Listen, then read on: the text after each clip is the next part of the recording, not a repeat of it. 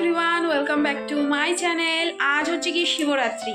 তো শিবরাত্রিতে আমার উপোস করে পুজো দেওয়ার কথা ছোট্ট থেকে, সেটাই করি, কিন্তু এবছরটা পেরে উঠছি না। জানোই তো মেয়েদের যেটা স্পেশাল দিন হয় সেই সব দিনে পুজো দেওয়াটা উচিত নয়, মানে আমার দিক থেকে। এবার অনেকে দেয় অনেকে দেয় না, আমার দিক থেকে আমি দিই না, ছোটো থেকে যেহেতু দিই না সেইটাই আমি মেনে চলি।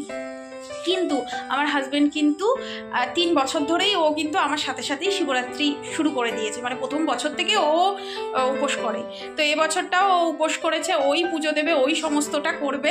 তো ও অফিস থেকে চলে এসছে, এখন বাজে 1:30। তো আজকে তো সকাল সকাল শিবরাত্রি লেগেই গেছে। তো সকাল থেকে ও কিছু খেয়ে নিয়ে, আমি কিন্তু গায়ে উপোস, মানে আমিও সকাল থেকে কিচ্ছু খাওয়া দাওয়া করিনি এখনও। তো সমস্তটা গোছাচ্ছে, কীভাবে কি পুজো দিচ্ছে তোমাদের সাথে ভাবলাম একটু শেয়ার করি। চলো দেখা যাক। সত্যি বলতে আমি ভেবেছিলাম এবছরটা হয়তো আমার ভোলে বাবা জল পাবে না, কারণ ও খুব একটা যে ঠাকুরের প্রতি এইভাবে পুজো করতে অভ্যস্ত বা করতে চায় তেমনটা কিন্তু নয়। ও বলে মনের ভক্তিটাই হচ্ছে আসল ভক্তি, তাতে তুমি দুধ গঙ্গা জল দিয়ে দাও কিংবা ধূপ দ্বীপ জ্বালিয়ে দাও, সেটার থেকেও বড় কথা হচ্ছে মনের ভক্তি। কিন্তু সবটা সময় বলো মনের ভক্তির কথা বলে কি পিছিয়ে গেলে চলবে? এই যে একটু অন্য রকমভাবে পুজো দেওয়ার ইচ্ছে তো হয়। তো এবছর আমি আর ওকে কিছু বলিনি, দেখলাম নিজে থেকেই বলছে যে আমি সবটা জোগাড়যন্ত্র করে পুজো দেব। এবারে ও অফিস থেকে আসার সময় যতটা পেরেছে মনে করে নিয়ে এসেছে, আমাকে আর ফোন করেনি। তবে অনেক কিছু আনতে ভুলে গেছে, যেমন ধরো ঠাকুরের মিষ্টিটা আনতে ও ভুলেই গেছে একেবারে। তবে পরে এনেছে, এনে সন্ধেবেলা আরও একবার পুজো দিয়েছে ঠাকুরকে। আর ও না ওর মতন করে পুজো দেবে, এটা হচ্ছে ওর কথা, যে আমি আমার মতো করে পুজো দেব। সে তাতে হয়তো অনেক সময় তুমি বলবে যে এটা নিয়ম নয়, তবে আমি আমার মতো দেবো। আমিও সেটাই বলি, পুজোটা হচ্ছে একটা মনের ব্যাপার। যতক্ষণ না মনে ভক্তিটা আসছে বা মনের সন্তুষ্টি আসছে ততক্ষণ পুজো সম্পন্ন নয়। কিন্তু কিছু কিছু নিয়ম তো থাকেই বলো, যেটা একটু না মানলে পরে কীরকম একটা লাগে যে এটা তো নয়। তো সেইটাই আমি চেষ্টা করি ওকে বলে দেওয়ার।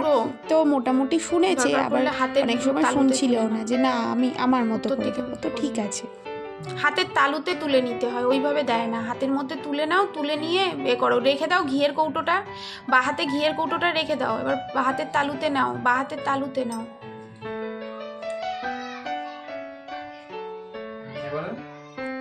এবারে মধু দাও।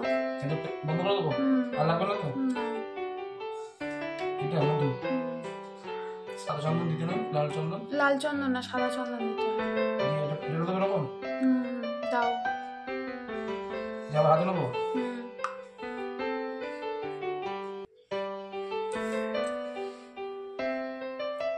এবার একটা বেলপাতা আগে নিচে রাখবে।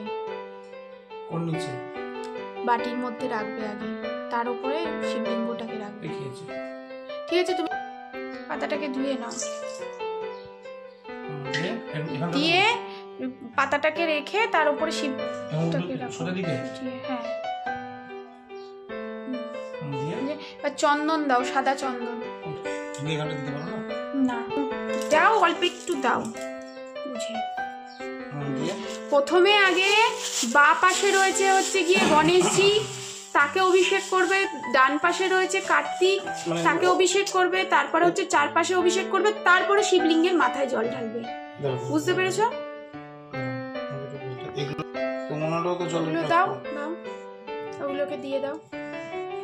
আবার গঙ্গা, আবার জল দিয়ে, তোমাকে শুদ্ধ জল দিয়ে ধুতে হবে। ওই তো জল আছে, অরিজিনাল বেলপত্র দিয়েছি। ঠিক আছে, আগে দুধ দেবো।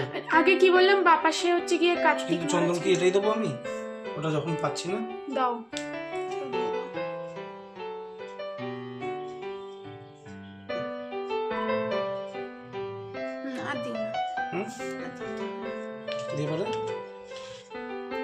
এবারে আগে গণেশজিকে নাম করে এখানটা, হ্যাঁ না ওখানে নয়, লিঙ্গের বাপাসটাতে যে মুখটা রয়েছে, এগোনো মুখের বাপাসটা হচ্ছে গিয়ে মুখের মুখটা যেটা লিঙ্গ, লিঙ্গ কোনটা, লিঙ্গর যে মুখটা। উফ, তুমি বাটিতে দিচ্ছ, বাটিতে নয় গো। হ্যাঁ হ্যাঁ, ও পাশে কার্তিক। এবার চারপাশটা দাও, চারপাশটা দাও গোল করে, যেটা বেষ্টন। এবার মাথায় দাও। এই বছরে হয়তো ভোলে বাবার ইচ্ছে ছিল ওকে দিয়ে নিয়ম কানুন মেনে পুজো দেওয়াবে। তো প্রত্যেকবার তো আমি যতটুকু নিয়ম কানুন জানি এবং নতুন নতুন যা কিছু শিখি সেগুলোই করি, এবং মন্দিরে গিয়েও আমি কিন্তু পুজো দিই। আমি ঘরের ঠাকুরকে আগে দিই, তারপর মন্দিরে গিয়ে পুজো দিই। তো ও বলল যে মন্দিরে গিয়ে আমি দেবো না, আমি ঘরেই দেব। নিয়মকানুন তুমি আমাকে বলতে থাকো, যতটুকু আমার মানার ইচ্ছে হবে ততটুকু আমি মানব, ততটুকুই করব। তো দেখলাম যে ঠিক আছে, আমার ঘরের ঠাকুরের পুজো পাচ্ছে ওর হাত দিয়ে, সেটাই হয়তো ভগবানের ইচ্ছে, আর ও যেভাবে দিচ্ছে দিক। এখানে দেখো ফুল, বেলপাতা, মালা সমস্তটাই এনেছে। আর আজকে তো জানোই শিবরাত্রির দিনে সব কিছুই পাওয়াটা একটা দুষ্কর হয়ে যায়। আর ও যেহেতু দুপুরবেলা অফিস থেকে এসছে, তখন তো না পাওয়ার সম্ভাবনাটাই বেশি ছিল।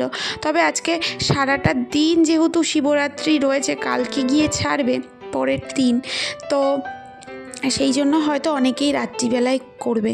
তো আমার খুব ভালো লাগে যে অনেকে মিলে একসাথে নাকি মানে ওই রাত্রি জেগে যে মানে করতে হয় না ওই ব্যাপারটা, কিন্তু আমি কোনো দিনই ওইভাবে করতে পারিনি। আমার ছোটোবেলা থেকে যতবার আমি করেছি ততবার ওই ঘরের ঠাকুরকে দিয়ে কোনোবার মন্দিরে যেতাম, কোনোবার যেতাম না। তো এভাবেই আমার শিবরাত্রি কেটেছে। আর এই 3 বছর তো আমার কর্তামশাইয়ের সাথে কাটে, তো ও আমার সাথে সাথে উপোস করে।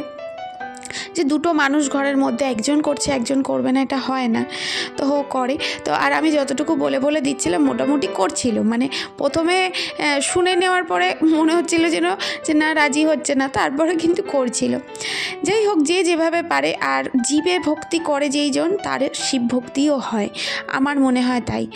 তো সেইটা মেনেই চলছিলাম। আর এখানে দেখো বেল, ফুল টুল, আকন্দ সমস্ত কিছু গুছিয়ে ঠাকুরকে সুন্দর করে সাজিয়ে, স্নানের পরে আবার জল দিয়ে ধুয়ে সুন্দর করে সাজিয়ে তারপর আসনে ঠাকুরকে রেখে দেবে। আমার যেহেতু ওপর দিকে ঠাকুরের আসনটা করা রয়েছে, তো দাঁড়িয়ে অনেকক্ষণ সময় লেগে যায় আর ঠিকমতো হয় না।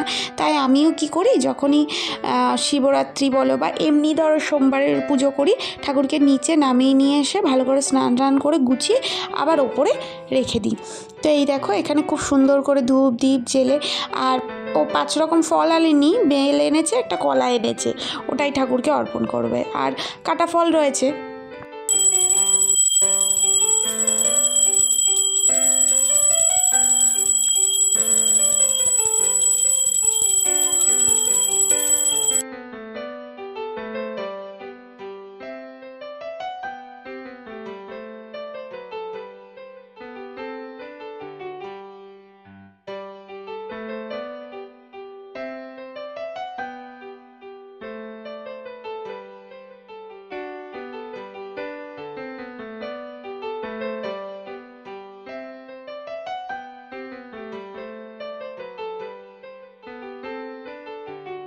হ্যাঁ করো।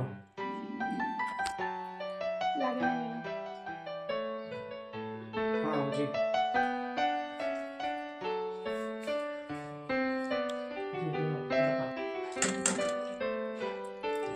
এখানে আমি সাবু ভিজিয়ে রেখেছিলাম সকালবেলাতেই, তো এটা দিয়ে ভেবেছি সাবু মাখা করব। তো তার জন্য দুধ, কলা, সন্দেশ এগুলো লাগবে। আর যেহেতু মিষ্টি জিনিস খেলে আমার গাটা গুলিয়ে যায়, তাই একটু আলুও কাটলাম। এটাতে সাদা আলুর তরকারি করব, যেটা একটু ঝাল হবে, খেতেও ভালো লাগবে। দেখো ঠাকুরের জায়গাটা কত সুন্দর লাগছে। আর ও বাজারে গেছিলো, বাজার থেকে সন্দেশ নিয়ে এসছে ঠাকুরের জন্য, আর বাদবাকি বাজারও করে এনেছে, কারণ যখন অফিস থেকে ফিরেছিল এগুলো নিয়ে আসেনি। তো এখানে সন্দেশ, রসমালাই, তো আজকে না মিষ্টি পাইনি যে দেবে ঠাকুরকে, সন্দেশ যেগুলো কালাকান্দ হয় সেগুলো পাইনি। কলা নিয়ে এসছে, দুধ নিয়ে এসছে, আর সবজি নিয়ে এসছে। এখানে ক্যাপসিকাম, বিনস এগুলো রয়েছে। তো ক্যাপসিকাম দিয়ে এই আলুর তরকারিটা করব, বাদাম দিয়ে, যেটা অনেকেই করে থাকে। আমার বিশেষ করে আমার পিসির হাতে, বড় পিসির হাতে এই তরকারিটা আমি খেতাম একাদশী পালন করতো যখনই, বা এরকম পুজোর অনুষ্ঠান হতো, ভাত টাত খাবে না, তো তখন পিসি এই রেসিপিটা করতো। আমার খুব ভালো লাগে এই রেসিপিটা। তো ভাবলাম যে একটু ঝাল হবে, তাহলে ঝাল মিষ্টি দুটোই ব্যালেন্স থাকবে। তো ওকে বললাম একটু কারি পাতা নিয়ে আসতে। শুকতে নেই, ওই তো হাতের কাছে। দেখো তো,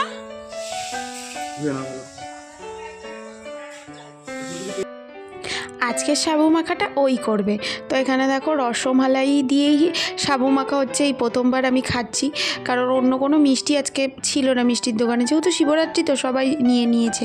আর এখানে এক ধরনের সন্দেশ এনেছে, যেগুলো একটু অন্যরকম সন্দেশ। তো আমি বললাম যাই হোক না, একটু মিষ্টি মিষ্টি হবে তাতেই হবে।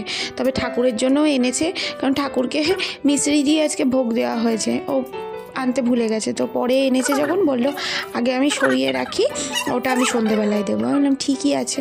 আর এখানে কাঁঠালি কলা পেয়েছে দুপুরবেলায়, মানে দুপুর কি তখন 4টে বেজে গেছে প্রায়, পুজো দিয়ে উঠতে উঠতে।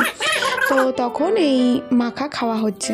তো একটু কলা, একটা কলা মনে হলে এক্সট্রা হয়ে যাচ্ছে, অত দিতে হবে না, এমনি এমনি শুধু শুধু খেয়ে নিই। তো খেয়ে নিলাম।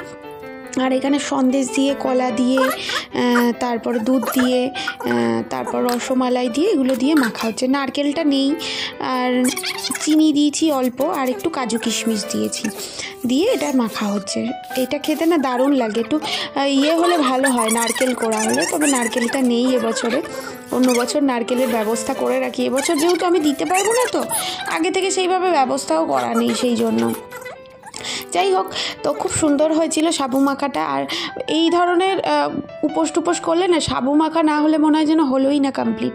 আর এখানে দেখো আলুর তরকারিটা যেটা বলেছিলাম সেটা করছি। এখানে কিছুটা বাদাম ভেজে রেখেছে, আবার কিছুটা বাদামও ভাজছে, বলছে বেশি করে বাদাম দাও। কারি পাতা, কাঁচা লঙ্কা ফোড়ন দিয়ে সাদা আলুর তরকারি একটু মাখা মাখা টাইপের হয়, গোলমরিচ দেওয়া হয়, গোলমরিচের গুঁড়ো দিয়ে ঝাল ঝাল। আর এটা ছিল রাতের ডিনার।